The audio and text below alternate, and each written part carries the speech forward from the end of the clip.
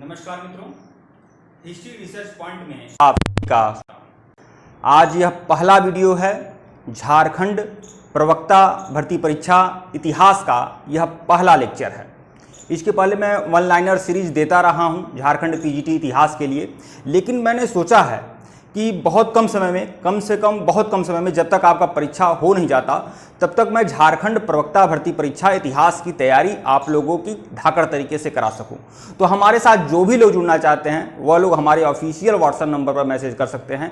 Official WhatsApp number पर message कर सकते हैं। झारखंड प्रवक्ता भर्ती परीक्षा इतिहास की संपूर्ण क्लासें मिलेंगी आपको, और पूरा का पूरा लेक्चर्स वीडियो मिलेगा, और साथ ही साथ सारे नोट्स मिलेंगे, सारी टेस्ट सीरीज मिलेगी, और वन लाइनर सीरीज भी आपको मिलेगी। ठीक है, और यह जो आपको मिलेगा पूरा झारखंड प्रवक्ता भर्ती परीक्षा इतिहास का जो भी मटेरियल आपको मिलेगा सिर्फ और सिर्फ 999 रुपए के पैकेज में मिलेगा। सिर्फ और सिर्फ 999 रुपए में आप लोग को झारखंड प्रवक्ता भर्ती परीक्षा इतिहास की तैयारी कराई जाएगी। एक बात आपको बता दूं, हमारे जो नंबर ऑफ सब्सक्राइबर हैं देखकर आप ज़्यादा परेशान मत होइएगा। हमारे एक दो चैनल और भी हैं, पीसीएस पाठशाला के नाम से है, जहां मैं असिस्टेंट प्रोफेसर की तैयारी कराता हूं, जहां पर ऑलरेडी वहां पर 70 से 75 हज़ार लोग वहां पर ऐड हैं। तो यह मेरा डिपार्टमेंट ऑफ हिस्ट्री से हूं, इसीलिए मैंने एक अलग चैनल ही बना लिया है ताकि यहां पर हिस्ट्री की तैयारी कराई जा सके। यूजीसी नेट की तैयारी या फिर टीजीटी पीजीटी की तैयारी, असिस्टेंट प्रोफेसर की तैयारी हिस्ट्री सब्जेक्ट की कराई जा सके, इसके लिए मैंने एक अलग चैनल बनाया हुआ है। तो इसी में झारखंड प्रवक्ता भर्ती परीक्षा इतिहास के बहुत सारे लोग जुड़े हुए हैं, इसीलिए आज यह पहला लेक्चर वीडियो है। और इस तरह से मैं पूरा का पूरा जो भी झारखंड प्रवक्ता भर्ती परीक्षा इतिहास का जो सिलेबस है, पूरा का पूरा syllabus, ancient history, medieval history, modern history और वर्ल्ड हिस्ट्री को मैं पूरी तरह से कंप्लीट करूंगा। ठीक है, तो जो भी लोग हमसे जुड़ना चाहते हैं हमारे ऑफिशियल व्हाट्सएप नंबर पर मैसेज कर सकते हैं और हमारा कोर्स परचेज कर सकते हैं। उसमें वन लाइनर सीरीज मिलेगी, टेस्ट सीरीज मिलेगी और सारे लेक्चर्स वीडियो मिलेंगे। साथ ही साथ लेक्चर्स वीडियो के पीडीएफ भी आप लोग को प्रोवाइड कराए जाएंगे। तो आइए वर्ल्ड हिस्ट्री से शुरुआत करते हैं, विश्व इतिहास से शुरुआत करते हैं। क्षमा करिएगा, शुरुआत करते हैं। तो देखिए, विश्व इतिहास को समझने से पहले विश्व इतिहास में एक बहुत ही बढ़िया टॉपिक है पुनर्जागरण काल। पुनर्जागरण काल से बहुत सारे प्रश्न आते हैं, तो आज का जो चैप्टर है यह पुनर्जागरण काल ही है। देखिए, मैंने यहाँ ओम नमः शिवाय लिखा है। दरअसल यह जो सावन का महीना भी चल रहा है, और दूसरी बात मैं यह बोर्ड लाया हूँ, आज नया लाया हूँ, तो मैंने इसकी शुरुआत मैंने ओम नमः शिवाय लिख कर की है, बस, और कोई बात नहीं है। ये मैं सोचेगा इसका टॉपिक है, ये टॉपिक है पुनर्जागरण काल। ठीक है, तो देखिए पुनर्जागरण काल जो है मतलब ऐसा है कि यूरोप में भारतीय विश्व मतलब कि पूरे विश्व स्तर पर जो यूरोप महाद्वीप है, सबसे बड़ा महाद्वीप है एशिया महाद्वीप, फिर है अफ्रीका, उत्तरी अमेरिका, दक्षिणी अमेरिका, अंटार्कटिका, यूरोप और सबसे छोटा ऑस्ट्रेलिया। तो जो सबसे छोटा ऑस्ट्रेलिया महाद्वीप है उससे थोड़ा सा बड़ा यूरोप महाद्वीप है। तो यूरोप महाद्वीप में क्या हुआ है, 15वीं और 16वीं सदी में इतना ज़्यादा धर्म का प्रभाव फैल जाता है, विशेष रूप से यहूदी और ईसाई धर्म का इतना ज़्यादा प्रभाव फैल जाता है कि धर्म के कारण लोग एकदम अंधे हो जाते हैं और कई तरह की गतिविधियों में भाग लेने लगते हैं जो पूरी तरह से अंधविश्वास पर आधारित होता है। कई सारे धार्मिक विवाद, धार्मिक विसंगतियाँ भी होती हैं। तो बहुत सारे कवियों की भूमिका, बहुत सारे लेखकों की भूमिका, बहुत सारे साहित्यकारों और चित्रकारों की भूमिका पुनर्जागरण काल में होती है। तो वह पुनर्जागरण काल जो प्रारंभ होता है यूरोप में प्रारंभ होता है। और यूरोप में एक शहर है, यूरोप में एक जगह है इटली। इटली नामक देश आप जानते हैं, इटली की राजधानी रोम है। ठीक है, तो इटली में पुनर्जागरण काल की शुरुआत होती है। पुनर्जागरण का प्रारंभ कहाँ से होता है, इटली में, और इटली में भी फ्लोरेंस नामक नगर से पुनर्जागरण काल का प्रारंभ होता है। तो देखिए, पुनर्जागरण काल का जो प्रारंभ होता है वह कहाँ से प्रारंभ होता है, इटली से। इटली से पुनर्जागरण काल की शुरुआत होती है। इटली के फ्लोरेंस नगर से पुनर्जागरण काल की शुरुआत होती है। ठीक है, पुनर्जागरण में इटली के कवियों का योगदान है। देखिए, किसी भी समाज में आप यह जानते हैं, किसी भी समाज में जो भी परिवर्तन आता है वो कवियों के द्वारा आता है, लेखकों के द्वारा आता है, साहित्यकारों के द्वारा आता है। इसीलिए कहा जाता है ना कि लेखक जो होता है वह समाज का दर्पण होता है। ठीक है, आप भारतीय इतिहास में ही अगर आप गौर करें, भारतीय इतिहास में जो भक्ति आंदोलन शुरुआत हुआ था 7वीं सदी से लगातार चला था और 15वीं 16वीं सदी तक चला था, इसमें किसकी भूमिका थी? आदिगुरु शंकराचार्य ने भक्ति आंदोलन का प्रारंभ किया। दक्षिण भारत में रामानुजाचार्य ने भक्ति आंदोलन का प्रारंभ किया। कबीरदास हुए, सूरदास हुए, तुलसीदास हुए, नानक हुए, चैतन्य महाप्रभु हुए, भक्ति आंदोलन में महिलाएं भी संत थीं और पुरुष भी संत थे। ठीक है, सगुण और निर्गुण धारा में कई सारे कवियों और लेखकों और साहित्यकारों की भूमिका थी।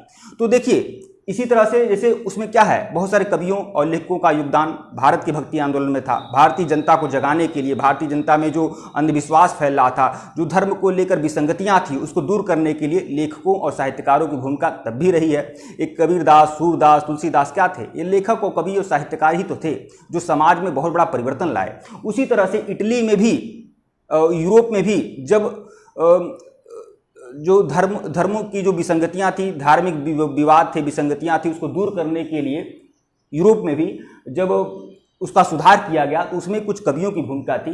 तो पुनर्जागरण में इटली के कवियों का योगदान, 3 कवियों की बात करेंगे इटली के। ये तीनों कवि हैं। एक कवि का नाम है दांते हैं, दूसरे हैं पेट्रार्क, उसके बाद बोकेशियो, ठीक है, उसके बाद मैकियावेली भी हैं। ठीक है, दांते, पेट्रार्क, बोकेशियो और मैकियावेली, ये चार प्रमुख कवि हैं जिनकी भूमिका इटली के पुनर्जागरण काल में थी। और यह तीनों क्या थे? यह चारों क्या थे? यह इटली के थे। अब दांते की बात करें तो इन्हें पुनर्जागरण का क्या बोला जाता है? अग्रदूत बोला जाता है। पुनर्जागरण की प्रारंभ ही इन्होंने किया, दांते ने। दांते क्या थे? दांते कवि थे। ठीक है, दांते क्या थे? इटली में एक कवि थे। ठीक है, और इन्हें पुनर्जागरण काल का क्या बोला जाता है? अग्रदूत। दांते वह कवि थे जिन्होंने एक लिखा था, एक इनका साहित्य था डिवाइन कॉमेडी। यह परीक्षा में आता है, एक दिवसीय परीक्षाओं में पूछा जाने वाला, बहुत ज़्यादा पूछा जाने वाला प्रश्न होता है, डिवाइन कॉमेडी के रचनाकार कौन थे? तो अब यह जान लीजिए, डिवाइन कॉमेडी के जो रचनाकार थे वह दांते थे। दांते कहाँ के थे? इटली के फ्लोरेंस नगर से थे दांते, जिन्होंने डिवाइन कॉमेडी लिखा था। डिवाइन कॉमेडी क्या है? एक पुस्तक है, उपन्यास समझिए, एक उपन्यास है, बहुत ही मनोरंजक उपन्यास है। और इसमें स्वर्ग और नरक की काल्पनिक यात्रा का वर्णन है। डिवाइन कॉमेडी में स्वर्ग और नरक की काल्पनिक यात्रा का वर्णन है डिवाइन कॉमेडी में। और यह जो डिवाइन कॉमेडी लिखी गई है, यह लोकल लैंग्वेज, वहाँ से इटली की एक लोकल लैंग्वेज थी, टस्कन भाषा में डिवाइन कॉमेडी की रचना हुई है, जो स्वर्ग और नरक की काल्पनिक यात्रा का वर्णन करता है। ठीक है, अब दांते के बाद आए पेट्रार्क। ठीक है, पेट्रार्क ने भी पुनर्जागरण की शुरुआत की थी। ठीक है, मतलब कि दांते के बाद जो महत्वपूर्ण व्यक्ति जो पुनर्जागरण के झंडे को बुलंद किए, उनका नाम है पेट्रार्क। पेट्रार्क को मानवतावाद का संस्थापक माना जाता है। मानवतावाद का संस्थापक किसे माना जाता है? पेट्रार्क को। ठीक है, यह भी ध्यान रखिएगा। फिर देखिए, यहां से इनका प्रश्न सीधे प्रश्न आ जाता है कि मानवतावाद का संस्थापक कौन है? तो वो क्या है? पेट्रार्क हैं। फिर एक है वोकेशियो, यह भी इटली के ही थे। यह सभी मैं इटली के उन कवियों की बात कर रहा हूं जो जिनका पुनर्जागरण में एक अहम योगदान था, जो अपने साहित्य से पुनर्जागरण में महत्वपूर्ण परिवर्तन लाए। अब एक है वोकेशियो जो है कहानीकार हैं। यह कहानी लिखा करते थे। इनका एक कहानी संग्रह है डेकामेरॉन क्या है? कहानी संग्रह है। किसका? वोकेशियो का। ठीक है, अब है मैकियावेली के बारे में आप लोग जानते हैं। अच्छा, भारत का मैकियावेली किसे कहते हैं? भारत का मैकियावेली कहा जाता है आचार्य चाणक्य को। ठीक है, भारत का मैकियावेली आचार्य चाणक्य को कहा जाता है, जो चंद्रगुप्त मौर्य के क्या थे? प्रधानमंत्री थे, उनके गुरु भी रहे हैं। ठीक है, तो मैकियावेली जो इटली के थे, इन्होंने क्या लिखा? द प्रिंस इनकी पुस्तक है मैकियावेली की। भारत का मैकियावेली किसे कहा जाता है? चाणक्य को। देखिए, आधुनिक विश्व का प्रथम राजनैतिक चिंतक मैकियावेली को माना जाता है। आधुनिक विश्व का प्रथम राजनैतिक चिंतक, ठीक है, मैकियावेली को माना जाता है, क्योंकि इन्होंने द प्रिंस लिखा। और द प्रिंस जो पुस्तक है, यह राजनीतिक इतिहास पर आधारित है, राजनीति की पुस्तक है द प्रिंस। इसीलिए इनको आधुनिक विश्व का प्रथम राजनीतिक चिंतक माना जाता है मैकियावेली को। ठीक है, तो यह दांते, पेट्रार्क, बोकेशियो और मैकियावेली, यह 4 ऐसे लेखक हैं, कवि हैं, जिनका पुनर्जागरण में इनका अहम योगदान रहा है। इन चारों के बारे में देख लीजिए, इन चारों की रचनाओं के बारे में देख लीजिए, कौन कौन सी रचनाएं इन्होंने लिखी और क्या क्या इनका महत्वपूर्ण योगदान रहा है। ठीक है, अब हम इटली के 3 कलाकारों की बात करेंगे। यह क्या है? ये लोग कवि थे। अब यह क्या है? इटली के 3 कलाकार हैं। कलाकार कहिए या फिर चित्रकार कहिए, ये तीनों के तीनों चित्रकार हैं। ठीक है, Leonardo da Vinci, Michelangelo और Raphael. Leonardo da Vinci, Michelangelo और राफेल, ये तीनों के तीनों क्या थे? कलाकार थे, मतलब चित्रकार थे। ठीक है, जिसमें लियोनार्डो दा विंची जो थे, एक बहुत ही महत्वपूर्ण व्यक्ति थे। लियोनार्डो दा विंची पूरे यूरोप के इतिहास में, मैं यूरोप के इतिहास की बात करूंगा, पूरे यूरोप के इतिहास में इतना प्रतिभा संपन्न व्यक्ति शायद ही कभी हुआ हो। लियोनार्डो दा विंची इतने बड़े प्रतिभा संपन्न थे, बहुमुखी प्रतिभा के धनी थे लियोनार्डो दा विंची। ठीक है, यह कवि भी थे, लेखक थे, साहित्यकार थे, गायक थे, मूर्तिकार थे, चित्रकार थे, ठीक है, वैज्ञानिक थे, बहुत कुछ थे भैया। इनके अंदर न जाने कितनी प्रतिभा थी।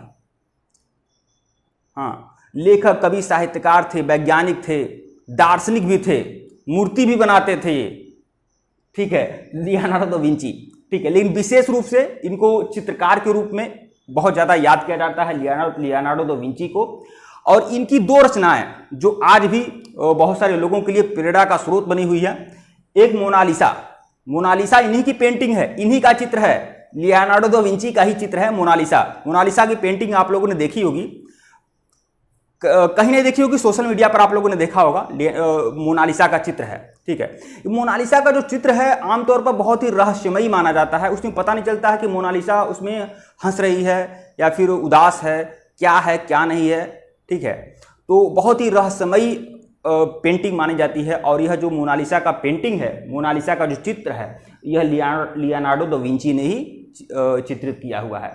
और सिर्फ मोनालिसा ही नहीं, इनकी पेंटिंग है मोनालिसा और एक पेंटिंग इनकी है द लास्ट सपर। ये दोनों चित्र जो किसके हैं, लियोनार्डो दा विंची के हैं, द लास्ट सपर और मोनालिसा। ठीक है, अब दूसरे कलाकार हैं माइकल एंजेलो। माइकल एंजेलो दूसरे कलाकार हैं, इनकी दो रचनाएं हैं।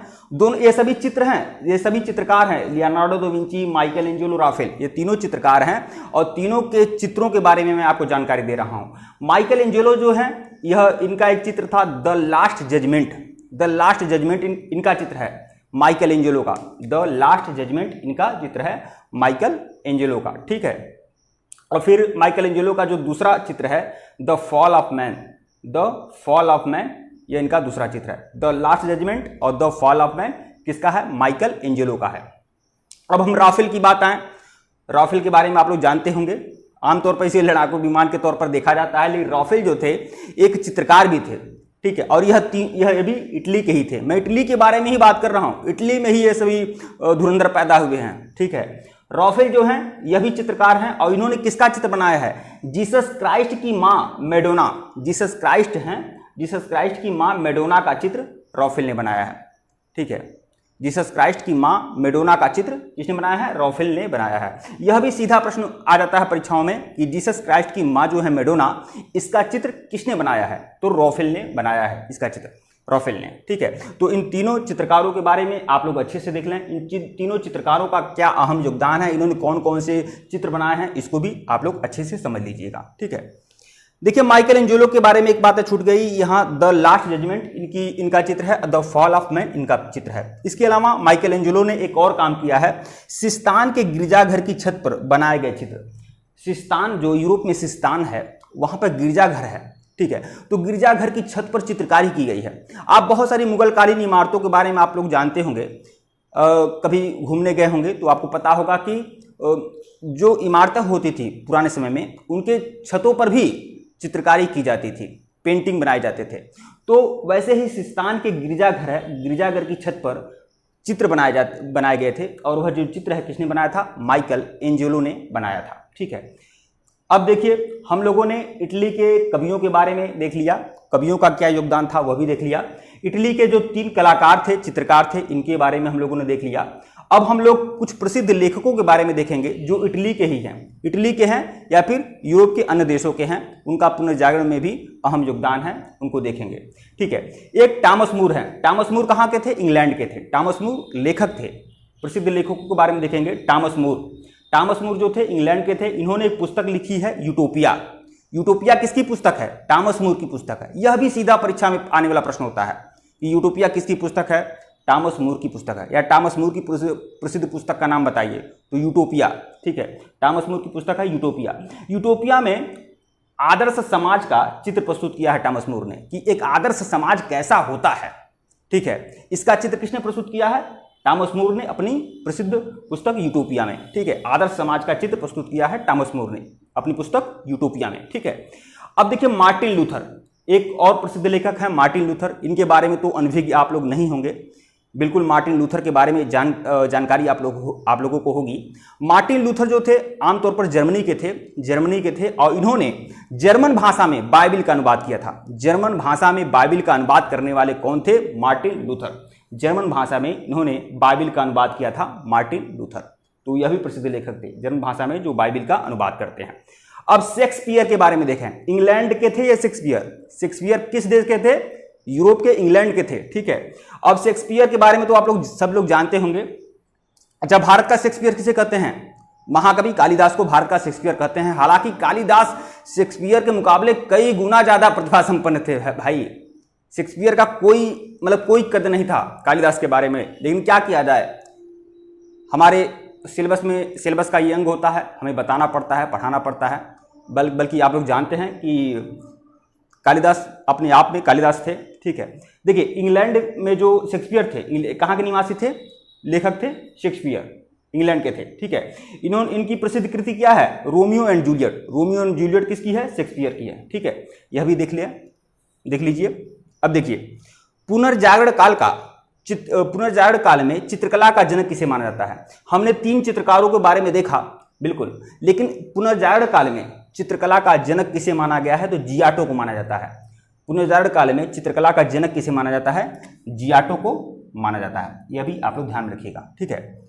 अब आधुनिक प्रयोगात्मक विज्ञान का जनक, यह भी परीक्षा में पूछा जाने वाला बहुत ज्यादा महत्वपूर्ण प्रश्न होता है कि आधुनिक प्रयोगात्मक विज्ञान का जनक कौन है? तो रोजर बेकन जो है आधुनिक प्रयोगात्मक विज्ञान के जनक हैं, रोजर बेकन। ये कहाँ के हैं? तो यह भी इंग्लैंड के लेखक हैं। तो देखिए, आप लोगों को बहुत कम समय में इतना सब बताया हूं। और मैं एक बात और आप लोगों को दावे के साथ बोल दूं, यकीन के साथ बोल दूं, मैं जितना पढ़ा रहा हूं ना, उसमें 95-97% मैं मान सकता हूं कि अगर मैं यूरोप का इतिहास आप लोग को पढ़ा रहा हूं तो समझिए उसमें कुछ भी नहीं छूटेगा। कुछ भी का मतलब कुछ भी नहीं छूटेगा, ध्यान रखिएगा। 10 में से अगर 10 प्रश्न आएंगे यूरोप के इतिहास से तो आप लोग मानकर चलिएगा 9 प्रश्न सीधे 9 या 10 प्रश्न का मैं दावा करता हूं जो आपको हमारे पढ़ाए हुए में से आ जाएगा, ठीक है। तो इसे आप हल्के में बिल्कुल मत लीजिएगा, ठीक है मित्रों। वीडियो को लाइक और चैनल को सब्सक्राइब करिएगा। धन्यवाद आप लोग को। और मैं जो भी आप लोग को पढ़ाता हूं, बताता हूं, यूरोप के इतिहास की जो सर्वमान्य पुस्तकें हैं, कई सारी सर्वमान्य पुस्तकें हैं जिनका विश्लेषण करके मैं सारा का सारा टॉपिक क्लियर करता हूं, तब मैं आप लोग को देता हूं। तो अगर आप लोग बहुत कुछ अच्छा सीखना चाहते हैं, समझना चाहते हैं, सिलेबस को पूरा करना चाहते हैं, तो आपको कई सारी पुस्तकों को पढ़ना पड़ेगा, खंगालना पड़ेगा। लेकिन मैं आप लोगों के लिए खंगाल कर पूरा लिखा हूं, समझाया हूं। तो जिनको भी हमारा कोर्स परचेज करना है तो आप लोग हमारे ऑफिशियल व्हाट्सएप नंबर पर मैसेज कर सकते हैं। ऑफिशियल व्हाट्सएप नंबर डिस्क्रिप्शन में भी है और यहाँ पर भी शो हो रहा है। आप हमारे ऑफिशियल व्हाट्सएप नंबर पर मैसेज कर सकते हैं। सिर्फ और सिर्फ 999 रुपये के पैकेज में आप लोग को झारखंड पीजीटी इतिहास की पूरी तैयारी कराई जाएगी, ठीक है मित्रों। वीडियो को लाइक और चैनल को सब्सक्राइब करिएगा। धन्यवाद आप लोग को। और इसमें आपको पूरी टेस्ट सीरीज मिलेगी, वन लाइनर सीरीज मिलेगा, लेक्चर्स वीडियो मिलेगा और लेक्चर्स वीडियो के PDF भी आप लोग को उपलब्ध कराऊंगा। धन्यवाद आप लोग को।